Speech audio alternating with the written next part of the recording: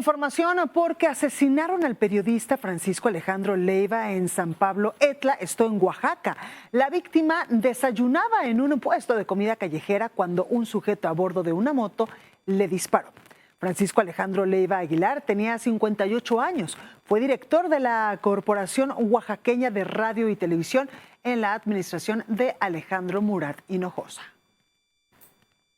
Por lo que ya son 6 los periodistas asesinados en el país en lo que va de este 2026.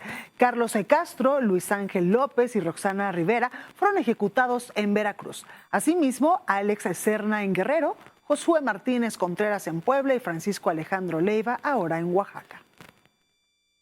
Mientras que en Morelos asesinaron al presidente municipal de Temuac, Valentín Lavín Romero. 2 sujetos armados entraron a su oficina dentro del Palacio Municipal y le dispararon, para luego ir en una motocicleta rumbo a la comunidad de Popotla. El edil del Partido Verde ya había sobrevivido a un atentado ocurrido el 31 de enero sobre la autopista México-Oaxaca. Y Lavín Romero, de 40 años, ejercía su segundo mandato municipal tras ocupar el cargo de 2019 a 2021. Estaba casado con Marisol Romero, presidenta municipal del DIF. Y en más temas de seguridad, la Fiscalía de Morelos lamentó los hechos y aseguró que agotará todas las líneas de investigación para dar con los responsables del asesinato del presidente municipal de Temuac, Valentín Lavín Romero, por lo que ya fue desplegado un operativo en dicha demarcación y sus alrededores. El secretario de Gobierno, Edgar Antonio Maldonado Ceballos, dio más detalles sobre estos hechos. Desde la 24ª Zona Militar, les informo que las instituciones integrantes de la Mesa de Coordinación Estatal para la Construcción de Paz y Seguridad desplegaron un operativo inmediato en Temuac y zonas aledañas, que se mantendrá activo con la participación de autoridades federales, estatales y municipales. En este momento, declaramos que nos encontramos en sesión permanente para garantizar la seguridad de la población, la gobernabilidad en el municipio y el seguimiento puntual en las investigaciones. Y lamentablemente con este caso ya son 3 presidentes municipales los que han sido asesinados en lo que va de este año. El primer homicidio fue el de Joel Ángel Bravo Martínez, edil de San Miguel Amatitlán, esto en Oaxaca, ocurrido el 13 de junio. Casi un mes después, el 13 de julio, mataron a Eduardo Saavedra López, edil de San Miguel Yogobana, esto también en Oaxaca. Y finalmente, el 22 de julio, ejecutaron a Valentín Lavín Romero, edil de Temuac, en Morelos. El ejército mexicano desplegó 100 elementos de las fuerzas especiales para reforzar la seguridad en Zacatecas. Esto como parte de la Estrategia Nacional de Seguridad Pública. Los soldados partieron desde el Aeropuerto Internacional Felipe Ángeles para integrarse a la 11ª Zona Militar en coordinación con los 3 órdenes de gobierno. En total son ya 400 elementos del Ejército Mexicano y de la Guardia Nacional que iniciaron operativos en dicho estado desde el pasado 19 de julio. El Estado de México registró el promedio diario de homicidios dolosos más bajo de los últimos 19 años. De acuerdo con el Secretariado Ejecutivo del Sistema Nacional de Seguridad Pública, la incidencia de este delito se redujo en un 58%. A continuación, le presento más detalles.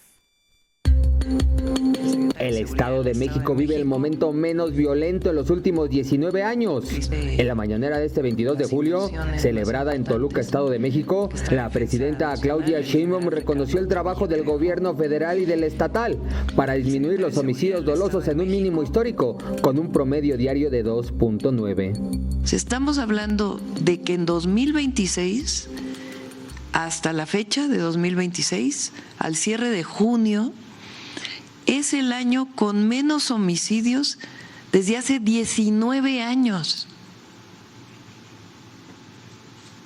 Es una cifra histórica.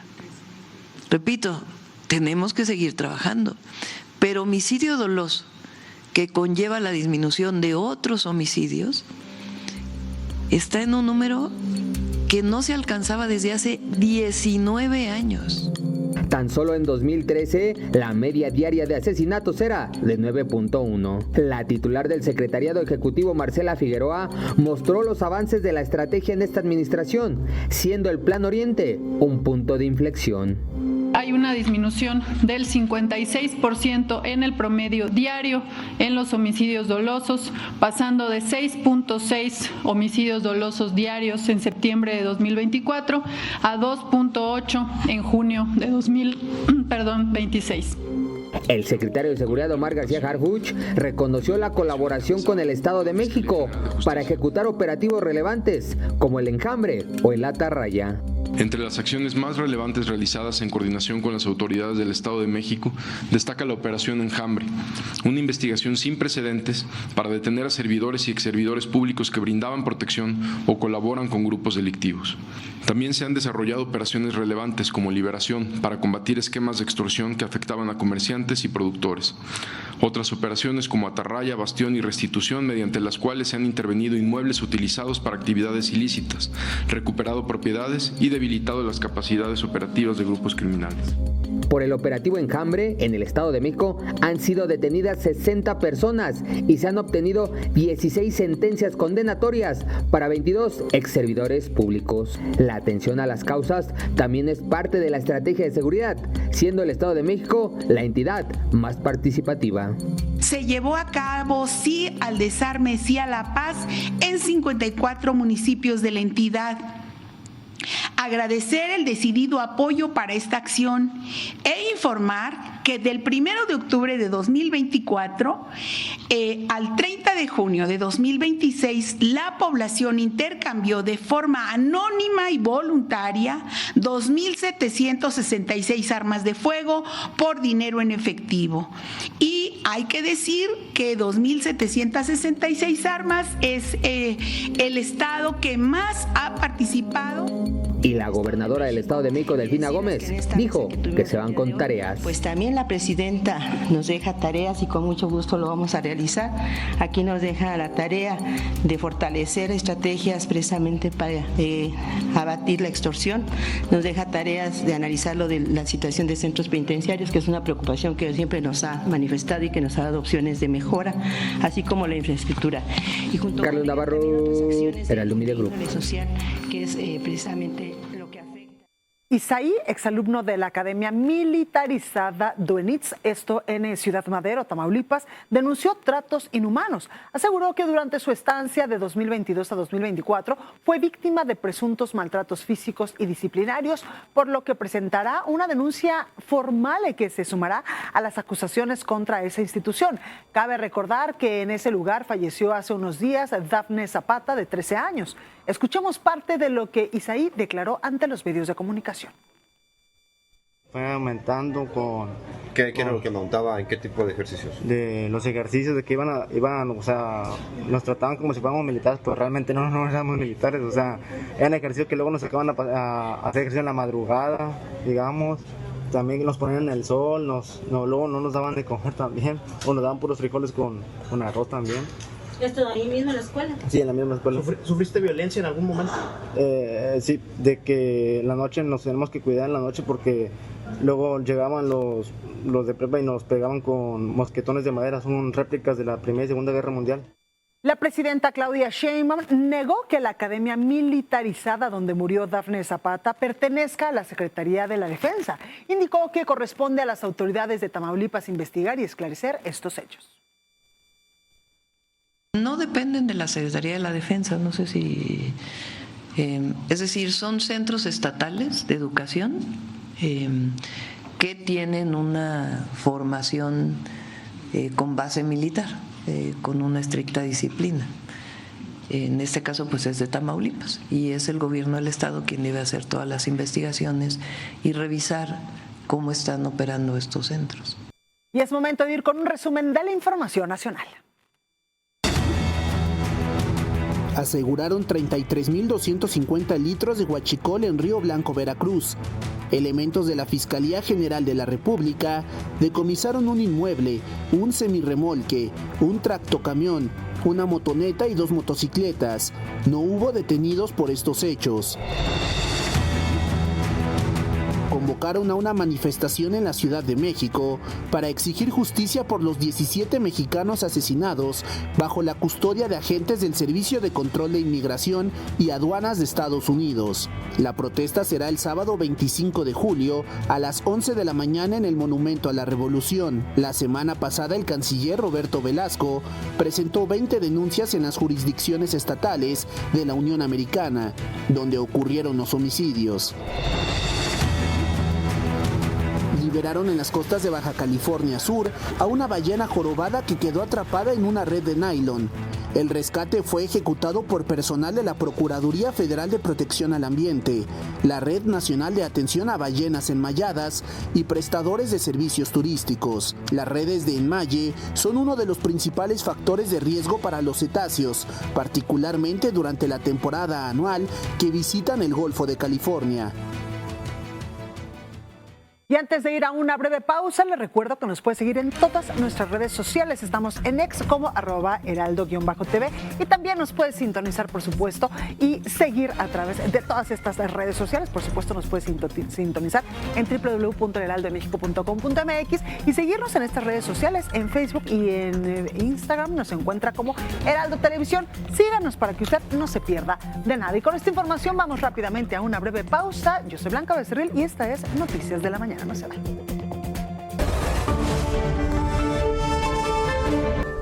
Y regresamos con más información aquí en Noticias de la Mañana, porque el representante comercial de Estados Unidos, Emerson Gregg, advirtió que la renovación del TEMEC dependerá de la cooperación de México en temas como seguridad fronteriza y el Tratado de Aguas.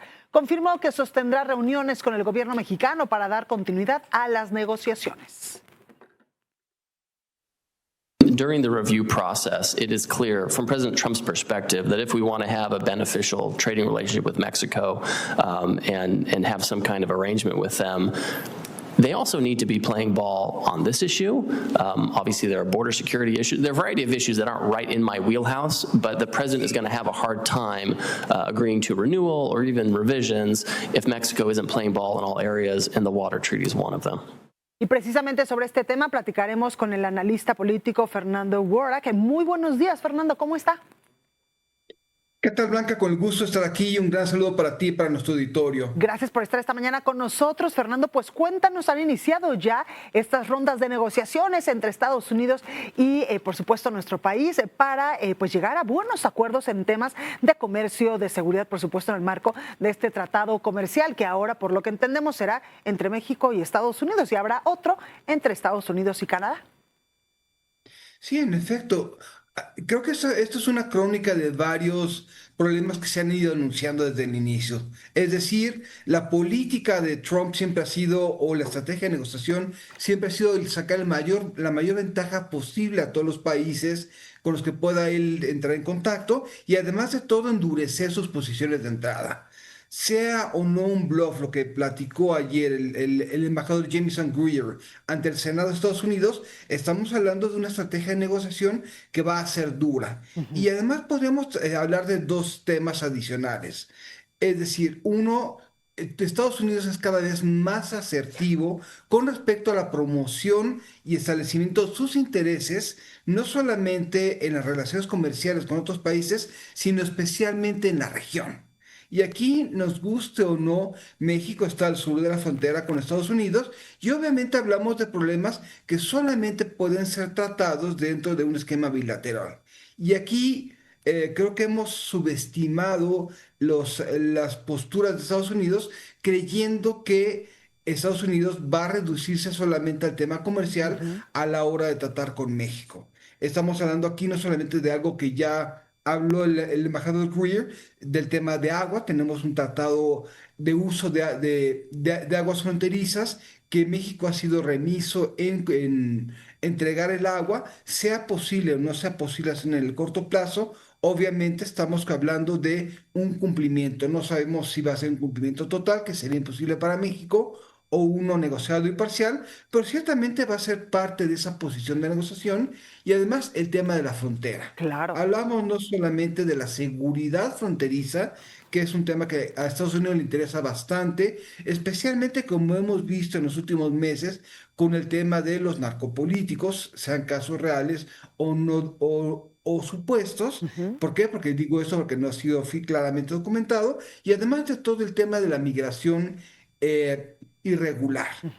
Es decir, México es también un cruce fronterizo con ese tipo de migración, y naturalmente está hablando en Estados Unidos de meter ambas cosas en el paquete. Y el segundo tema que a mí me llama mucho la atención y necesitamos poner claramente el acento es que partimos de una posición de debilidad extrema. Tenemos instituciones débiles, tenemos decisiones como la reforma judicial que debilitan nuestro Estado de Derecho, que debilitan nuestra credibilidad, y Estados Unidos también se va a aprovechar de esto para sacar la mayor ventaja posible en cualquier escenario de renegociación, renovación o revisión del TEMEC. Es decir, Fernando, estamos en un escenario bastante complicado en el cual estamos renegociando este tratado comercial entre México y Estados Unidos, porque también se ha dicho mucho que pues, los temas pues, más fáciles, por decirlo de alguna manera, se palomearán antes de que termine este año 2026, y los más complicados, entre ellos, por supuesto, me imagino yo que el tema del acero, de la industria automotriz, se irán para negociaciones en el 2027. Exactamente, son temas que son muy complejos. No solamente el tema, como bien menciona, de los automóviles, que tiene que ver con las reglas de origen, el porcentaje de partes y de procesos que deben cumplirse en Estados Unidos, sino que además de todo está hablando de extender esos criterios de reglas de origen en industrias en las que México podría comenzar a ser competitivo, como la industria farmacéutica. Y no hablemos solamente de esas reglas de origen para diversas industrias que requieren una cadena productiva en ambos países, sino además de todo diversas estrategias también de amago de Trump, como sería el incremento de aranceles. Ya se lo aplicó a Canadá 50% el día de ayer, y obviamente también está esa amenaza de extender aranceles en otras industrias y también particularmente para nuestro país. Sí, totalmente. Tocabas hace unos momentos, Fernando, el tema del agua, como que muchos de nosotros no lo traíamos en el radar, que fuera un tema importante a tratarse justamente en esta ronda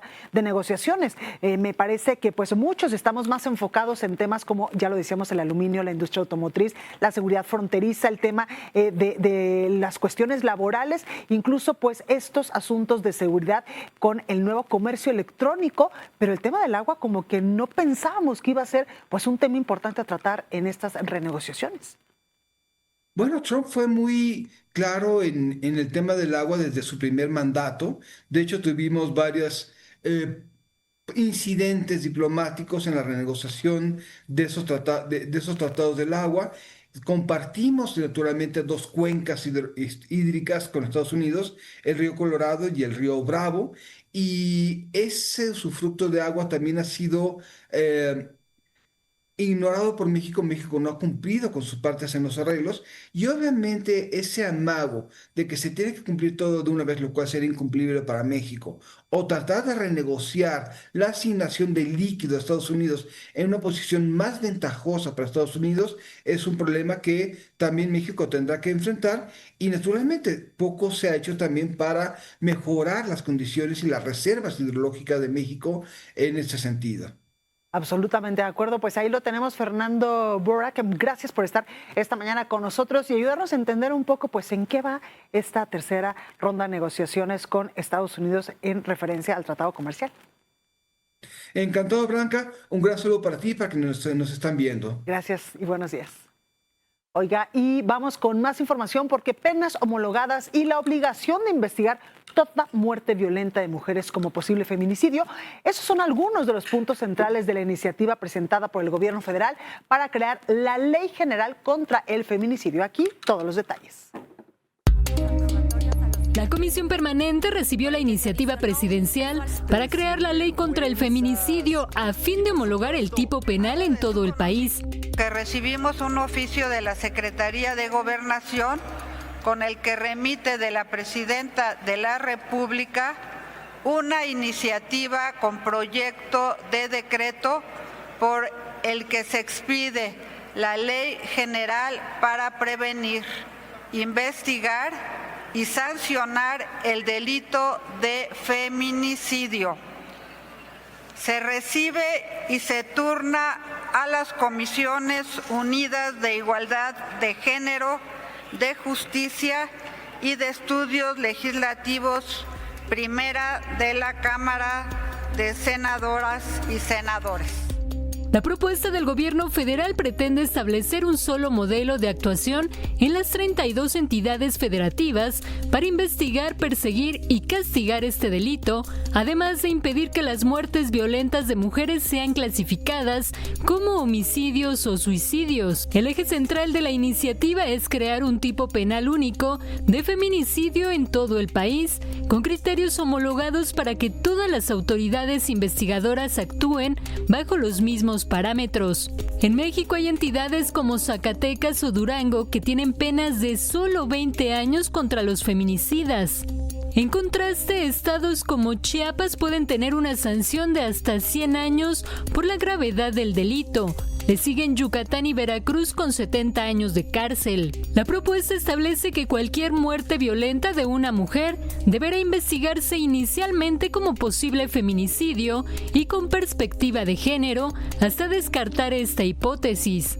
Establece una pena uniforme de 50 a 70 años de prisión, así como 19 agravantes que permitirán aumentar las sanciones cuando la víctima sea niña, adolescente, adulta mayor, mujer embarazada, persona con discapacidad, periodista, defensora de derechos humanos o migrante. También se contemplan castigos más severos cuando el responsable sea servidor público, cuando existan ataques con ácido u otras sustancias corrosivas, o cuando hayan circunstancias que incrementen la vulnerabilidad de la víctima. Se contempla que el feminicidio sea considerado imprescriptible, que no pueda aplicarse amnistía o criterios de oportunidad ni beneficios para reducir penas. La iniciativa establece apoyo médico, psicológico inmediato, asesoría jurídica gratuita, reparación integral del daño, programas específicos para niñas, niños y adolescentes que queden en orfandad. Verónica Macías, Heraldo Media Group. Y hace unos momentos, una juez del penal del Altiplano vinculó a proceso a Ernesto Rufo, exgobernador de Baja California, por huachicol y delincuencia organizada, así como a otros 7 empresarios y agentes aduanales. Mientras que la Unidad de Inteligencia Financiera congeló ya sus cuentas bancarias, indicó Verónica Rufo, hija del exfuncionario. Acusó que la Fiscalía General de la República obstruye el derecho a la defensa de su padre al negarle el acceso a una bodega en la Ciudad de México donde tenía unos documentos. También mencionó que fueron a la Embajada de Estados Unidos para denunciar la persecución contra su familiar. Y la discusión por la detención de Ernesto Rufo llegó a la comisión permanente, donde la oposición exige respetar el debido proceso e insiste en que la detención del exgobernador es una persecución política. Una nueva confrontación se vivió en la comisión permanente, en esta ocasión por el caso del exgobernador de Baja California, Ernesto Rufo, que es un preso político para intentar ocultar la realidad de nuestro país. Es un preso político porque no tiene ni el poder ni los alcances para llevar a cabo todo el entramado que se necesita para que el huachicol fiscal se realice. Es un preso político porque para que el huachicol fiscal se haga lamentablemente realidad, requiere de la conjunción de 6 o 7 autoridades, entre municipales, estatales y nacionales.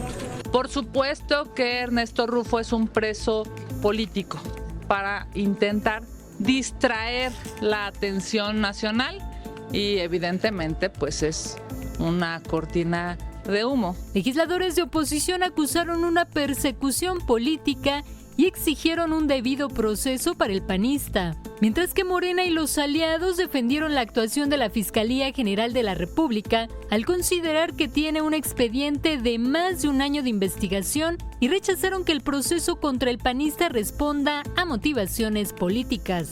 Entonces es un tema que no es un tema sencillo, que le van a meter la arista política normal, natural. Yo ayer lo comenté en mi tuit. que por eso si se mete la arista política habría que investigar el financiamiento de Somos México, habría que investigar también el nacimiento de la alternancia, dónde fue a terminar. Entonces hay que ser cautelosos, pero sí es claro que nos estamos enfrentando a una maquinaria de logística fiscal de contrabando grave para el país. Morena impulsará un exhorto para que el Instituto Nacional Electoral y la Fiscalía General de la República investiguen el posible financiamiento de campañas del PAN con recursos de procedencia ilícita, así como los presuntos vínculos de Somos México y Marea Rosa con Ernesto Rufo. Los diputados y senadores llevaron el debate hasta el pleno de la Comisión Permanente y se enfrascaron en acusaciones mutuas durante más de 3 horas. Verónica Macías, Heraldo Media Group. Luisa María Alcalde Luján, consejera jurídica de la Presidencia de la República, negó que la detención de Ernesto Rufo sea una cortina de humo, como lo ha denunciado la oposición. Escuche. Se trata de una cortina de humo porque está el caso de Marina del Pilar de Baja California, entonces es una cortina de humo. ¿Cortina de humo? Este caso, según ha aclarado la Fiscalía, y no solo eso, sino que los propios mexicanos nos enteramos hace más de un año, recordarán, creo que junio del año pasado, que se había confiscado en Coahuila, se habían abandonado ferrotanques con combustible. Ferrotanques que no quisiera dar un dato equivocado, pero son, para darnos una idea, más de 130 pipas. Saludo con mucho gusto a Paul Sánchez, analista de temas energéticos y colaborador aquí en Noticias de la Mañana. Hablaremos sobre el acuerdo de la Comisión Federal de Electricidad con la empresa británica Cubico. ¿Cómo estás? Buenos días. Hola Blanca, muy buenos días, ¿cómo estás? Muy buenos días, gracias. Oye, cuéntanos sobre este tema tan importante, sobre pues esta alianza de la Comisión Federal de Electricidad con esta empresa británica. Pues se trata de una alianza estratégica, como lo anuncian, una alianza entre la empresa privada Cubico y CFE para desarrollar 5 centrales de generación eléctrica que, digamos, una está ya planeada para Tamaulipas en el norte y el resto en el centro-sur del país. Y pues se habla que es una inversión sin precedentes en un esquema bastante, pues nuevo, ¿no? No hemos visto este tipo de esquemas que nacen a partir del interés de la empresa más que de las invitaciones que había hecho la CFE, las licitaciones que había hecho la CFE o la CENER. Y en este caso, pues se anuncia como una alianza estratégica, no mediante concurso, no mediante licitación, no mediante una expresión de interés, simplemente sobre un, digamos, mecanismo de colaboración directa entre las dos empresas. Estamos hablando, pues, de una capacidad importante, más o menos unos 570 megawatts de capacidad que estarían presentándose, y pues la lógica tiene también la necesidad de incluir energías renovables y baterías para mantener la estabilidad del sistema eléctrico mediante la inyección de energía solar. Sabemos que la energía solar tiene cierta variabilidad durante el día y obviamente pues no se produce en las noches. Entonces tiene una lógica interesante, tiene una lógica de cómo desarrollar nuevas formas de inversión mediante los cambios en la ley. Sin embargo, pues en el fondo, Blanca, si bien resuelve la necesidad de energía y sobre todo de energía renovable, pues la pregunta que hay que hacernos es si atiende el tema de las redes, si atiende el tema de la estabilidad del sistema y sobre todo si nos ayuda a reducir apagones y pues todos los problemas que luego nos enfrentamos cuando escuchamos que la red pues no da para cubrir la demanda en verano. Por supuesto, Paul, qué importante que tocas este tema de los apagones, que cada vez son más comunes en varios estados de la República, en varios municipios, en varias poblaciones, porque esperaríamos que esta alianza con esta empresa británica pues ayude a solventar pues la falta de electricidad que tienen pues en estos lugares algunos ciudadanos mexicanos. pero todavía no sabemos exactamente bien pues cómo podría funcionar o cómo podría beneficiar esta alianza, o ya está claro qué es lo que va a darle pues a nuestro país. Sí, la alianza tiene como objetivo desarrollar 5 proyectos de energía renovable que con sistemas de almacenamiento, digamos que atiende la parte de la generación, de la parte de energía suficiente y barata. Lo que nos falta un poco más de certeza, como dices, Blanca, es si esta parte de la energía, cómo va a ser distribuida, cómo va a ser transmitida, transportada a los ciudadanos, a los centros de consumo, que esa es la parte más relevante, ¿no?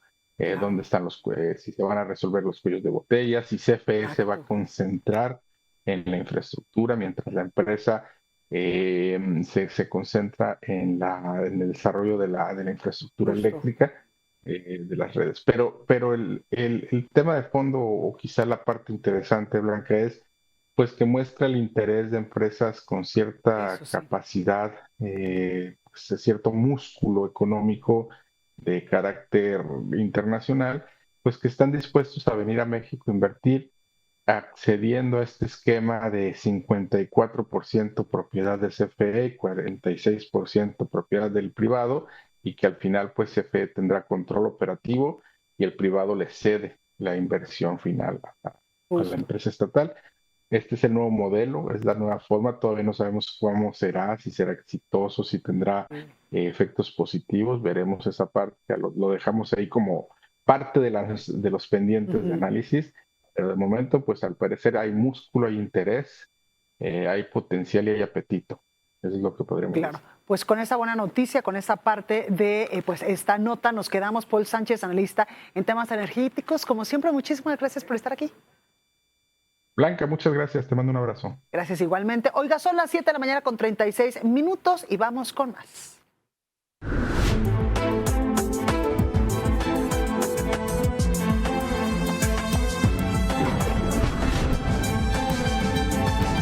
Ruta 2027.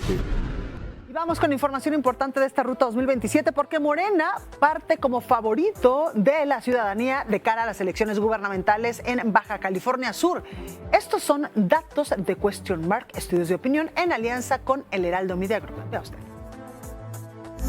La más reciente encuesta de Question Mark Estudios de Opinión en colaboración con el Heraldo Media Group reveló que Morena mantiene una amplia ventaja de preferencia de la ciudadanía de cara a las elecciones gubernamentales en Baja California Sur. El partido Guinda tiene el 39% de preferencia.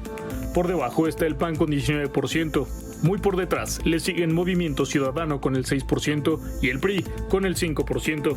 La presidenta municipal con licencia de La Paz, Milena Quiroga, encabeza las preferencias con el 26% para ser el candidato ideal de Morena rumbo a las elecciones del 2027. Pegado está Manuel Cota del Verde Ecologista con 24% y por debajo le siguen Cristian Agúndez del PT con 17% y José Saúl González con el 10%. Si hoy fueran las elecciones, Milena Quiroga de la coalición PT, Verde Ecologista y Morena parte como la candidata favorita con el 31.3%. Francisco Pelayo del PAN está en segundo sitio con el 29% y muy por debajo se posicionan Ricardo Barroso de Movimiento Ciudadano con el 10.9% y Juan Alberto Valdivia del PRI con 10.5%. Si el candidato de Morena fuera Manuel Cota, parte en el primer sitio de preferencias con el 34.9%. Francisco Pelayo del PAN le sigue con el 27.8% y muy por detrás está Movimiento Ciudadano con Ricardo Barroso con el 13.8% y Juan Alberto Valdivia del PRI con 8.3%. Heraldo Media Group. Bueno, y esta encuesta, por supuesto, que usted la puede checar el día de hoy aquí en las páginas de El Heraldo de México. Oiga, y ahora es momento de ir con mi compañera Camila López, quien nos tiene el pronóstico del clima para este jueves 23 de julio. Muy buenos días, Camila, adelante.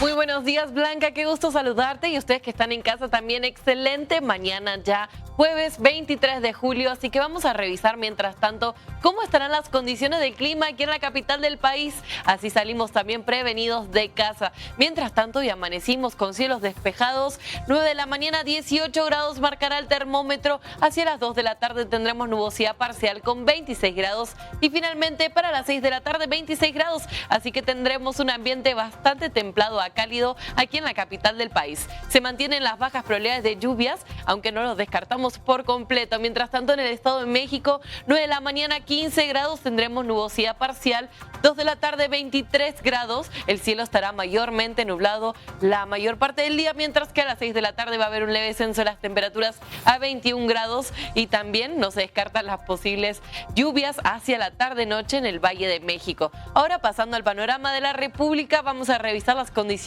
también hacia el norte del país.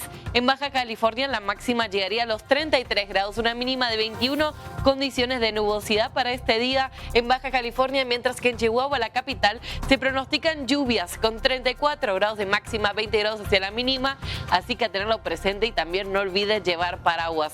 Mientras tanto, en Nuevo León, 37 de máxima marcará el termómetro, 24 grados hacia la mínima, condiciones de nubosidad y mucho calor para este jueves. Ahora sí, pasando hacia el centro de la República, nos dirigimos a Guanajuato, donde hoy tendremos condiciones soleadas, 29 grados de máxima, 13 grados hacia la mínima, mientras que en Puebla 28 marcará de máxima el termómetro, así que hará calor también, 12 grados hacia la mínima y tendremos nubosidad, aunque no se descartan las posibles lluvias hacia la tarde. Morelos 30 grados de máxima, 17 grados hacia la mínima, a contemplar también que hará mucho calor, así que hidratarse bien. Mientras, pasando hacia el sur y sureste de la República, nos trasladamos a Tabasco, donde hay pronóstico de lluvias con 37 grados de máxima, 26 grados hacia la mínima, así que también a estar prevenidos y llevar paraguas impermeables, mientras que en Chiapas 28 grados marcará la máxima, 16 grados hacia la mínima, tendremos nubosidad parcial, y en Quintana Roo 31 grados de máxima, 27 grados hacia la mínima. Blanquita, hasta aquí la información del Servicio Meteorológico Nacional. Regreso contigo y que tengan un excelente jueves. Igualmente para ti, Camila, gracias, y te vemos el día de mañana con más del pronóstico del clima. Oiga, y ahora vamos rápidamente a una breve pausa comercial. Síganos, por supuesto, en nuestras redes sociales. Estamos en X como @heraldo_tv, y también nos puede ver y seguir en Instagram y en Facebook. Allá nos encuentra como Heraldo Televisión. Síganos para que usted no se pierda de nada. Vamos rápidamente a una breve pausa y yo regreso con más aquí en Noticias de la Mañana.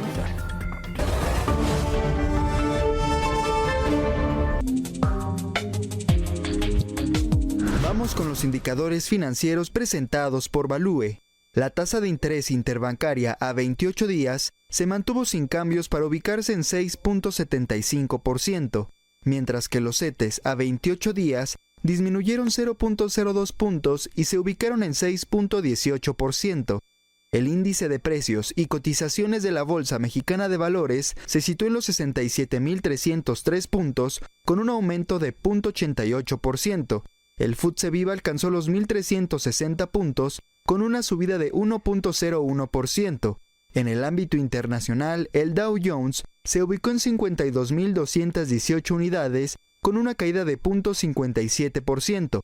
El Nasdaq bajó 0.57% para alcanzar 25.690 unidades, y en Brasil Bovespa subió 2.44% a 177.547 puntos.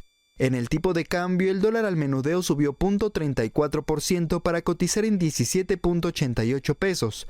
Al mayoreo aumentó 0.01% a 17.39 pesos, mientras que el dólar fix se mantuvo sin cambios a 17.39 pesos. El euro subió 0.10% y se vendió en 19.87 pesos, y la libra esterlina bajó 0.04% para ubicarse en los 23.28 pesos. En el mercado accionario mexicano tuvimos algunas alzas destacadas.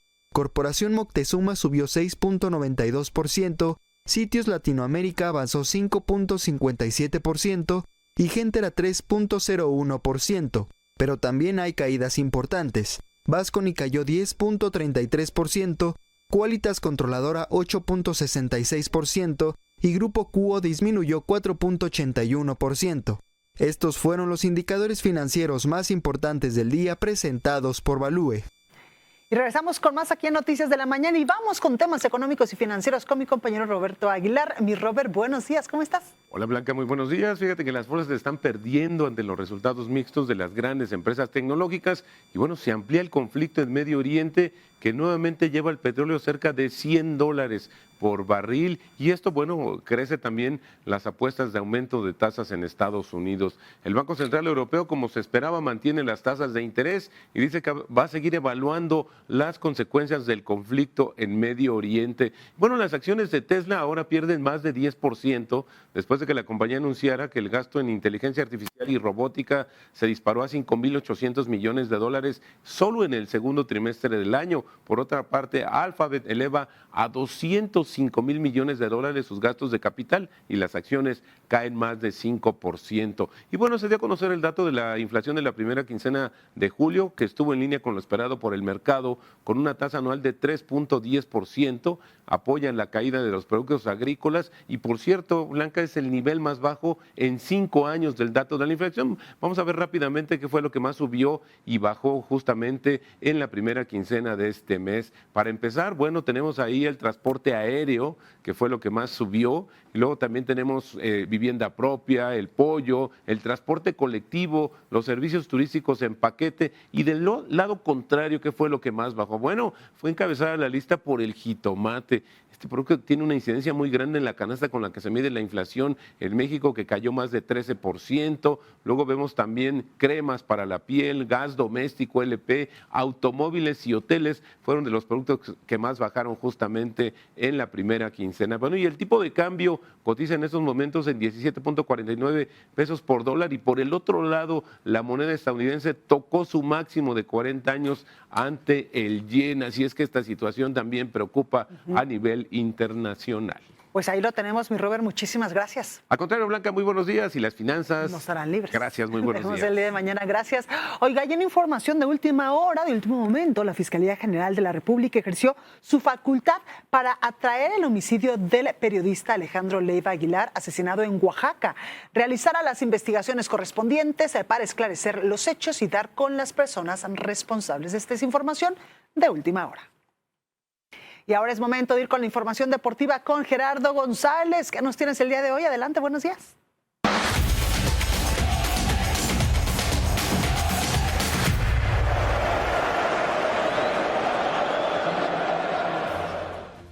¿Qué tal, Blanca? ¿Cómo estás? Muy buenos días. De este lado con la información de la FIFA, porque se reveló el 11 ideal de esta campaña. Por supuesto, sorprendió mucho, por supuesto, Bociña, el portero de Cabo Verde. También en el sector derecho, Pedro Porro, Lisandro Martínez y, por supuesto, el argentino Dibu Martínez y el defensor Upamecano. Además, también Marco Curel, el defensa del Real Madrid. En medio campo, pues bueno, se encuentra Rodri, el mediocampista del Manchester City, junto con Michael Olise, Jude Bellingham. Y en la delantera no pueden faltar más que Lionel Messi, Erling Braut Haaland, el noruego, y Kylian Mbappé, el francés. Por su parte, también te cuento que los mexicanos elevaron su valor en el mercado después prácticamente de esta Copa del Mundo, y la lista la encabeza Gilberto Mora con 25 millones de euros, seguida del futbolista del Milán, Santiago Jiménez, con 18 millones de euros. Por supuesto, le sigue Edson Álvarez del West Ham con 15 millones de euros, Armando La Hormiga González con 15 millones de euros y además también Julián Quiñones, el futbolista que juega en el fútbol árabe. Además, también el Atlante regresa al Estadio Azteca este viernes, además de lo que será su regreso en el fútbol histórico, en donde ya jugó contra el Necaxa y jugará este viernes contra las Águilas del América. Pero previo a todo esto, escuchemos las declaraciones de Emilio Escalante, presidente, y Jovet Bermúdez, el futbolista histórico de este equipo. La verdad es que hemos estado trabajando fuerte, no desde ahorita, sino desde hace 6 años para poder tener este proyecto donde lo queríamos tener, ¿no? No nada más yo, lógicamente con toda mi gente, con todas las personas que están colaborando con nosotros, unos que ya no están y han estado, pero todos desde que llegamos fuimos muy puntuales en lo que queríamos, y era regresar al Atlante, a la primera división, siempre lo dijimos, ¿no?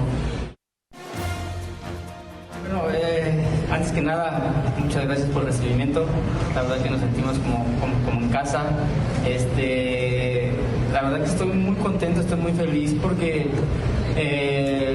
si algo se trabajó, y quiero reconocer a don Emilio, que cuando yo regresé y me abrió las puertas Atlante en la liga de expansión, siempre fue el mensaje de que voy a hacer todo lo posible por estar en primera división, siempre nos lo dijo. En más información, pues bueno, malas noticias para el conjunto de Tigres porque Ángel Correa terminó su ciclo con el conjunto de los felinos, donde justamente jugó más de 50 y tantos partidos, anotó 23 goles, asistencias, además llega al fútbol argentino. Con el River Plate, el equipo argentino se hizo de sus servicios por más de 15 millones de dólares. Así acaba su ciclo en el fútbol mexicano. Y ahora también en información, pero de Monterrey, pero más noticias, pero en este caso positivas, pues bueno, el nuevo delantero belga Hugo Cupers arribó a Monterrey para firmar su contrato con los Rayados. El atacante de 29 años llega procedente del Chicago Fire de la MLS. Y para cerrar este espacio, Blanca, Canelo Álvarez, después de un año, reaparece, ya tiene fecha para su próxima pelea y será el próximo 31 de octubre cuando se enfrente a Christian Embil por el título supermediano de la CMB en Riad, en Arabia Saudita. Hasta aquí la información, Blanca, que tengas un excelente jueves. Pues ahí lo tenemos, muchísimas gracias. Gracias y gracias a ustedes por habernos acompañado aquí en Noticias de la Mañana. Quédense en la programación del Heraldo Televisión y por supuesto yo lo espero al ratito en punto de las 12 en Reporte H. Que tenga un excelente jueves. Por supuesto, quédese aquí con nosotros, que yo lo espero al ratito. Cuídense mucho.